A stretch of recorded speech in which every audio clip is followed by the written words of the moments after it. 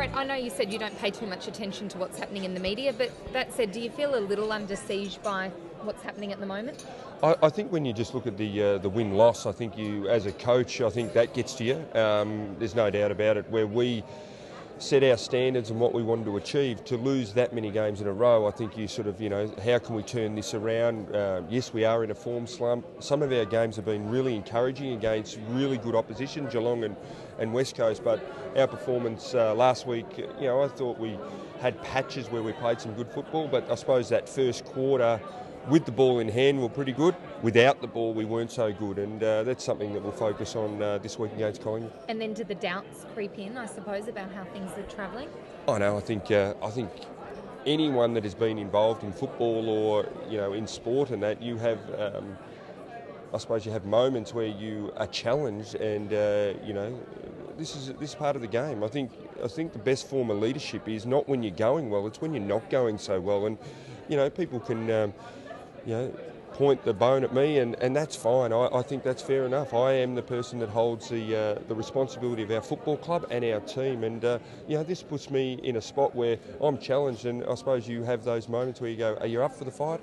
Well, yes, I am. So, I'm really looking forward to it. I think this is a time when coaches, teams, players, this is when you really test yourself. When it's not going the way that you want to, you have to do something about it. And this is what brings out the best in people, and people around you, hopefully.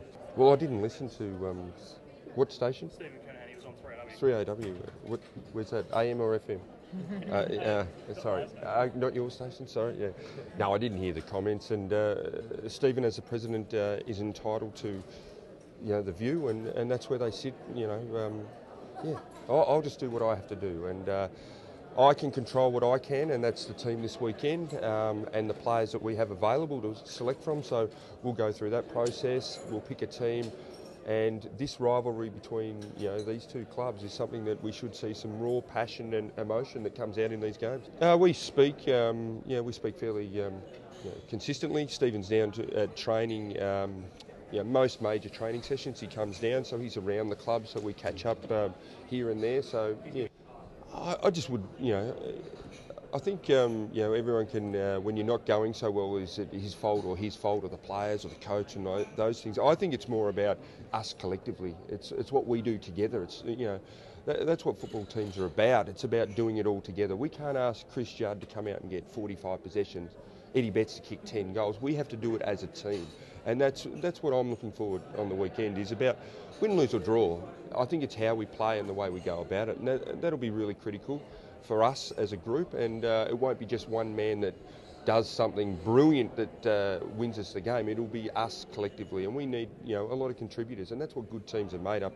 And that's why Collingwood's form is so good, because it hasn't been just Swan doing it, it's been Beams and Side Bottom, and they've actually spread the load really well as a team. And that's what, when you're playing well, that's what happens. And we need to get back to getting, I suppose, 15, 16 really good contributors across the board, and don't just carry too many blokes, which we have at times. But that's what happens when you're not playing well. You lose a bit of confidence as well. I know you said you didn't hear what Stephen Kernahan said, but do you feel like you have his full support?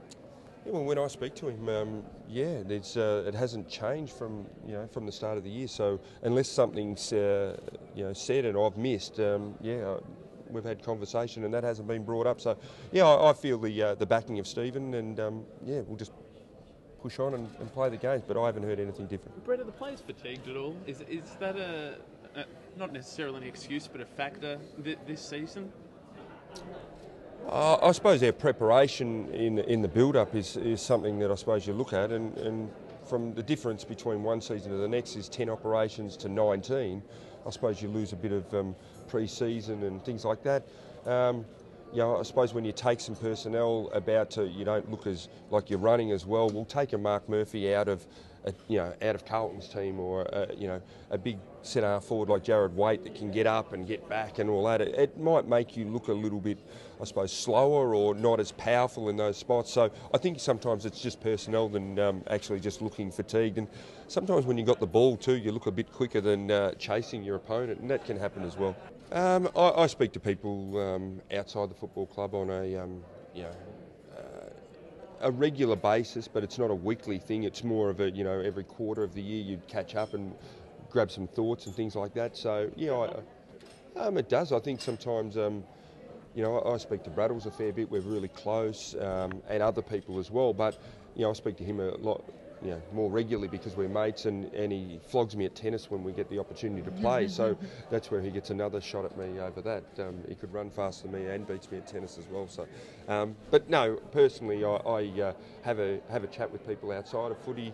I think it's always good because they actually give you some honest truth.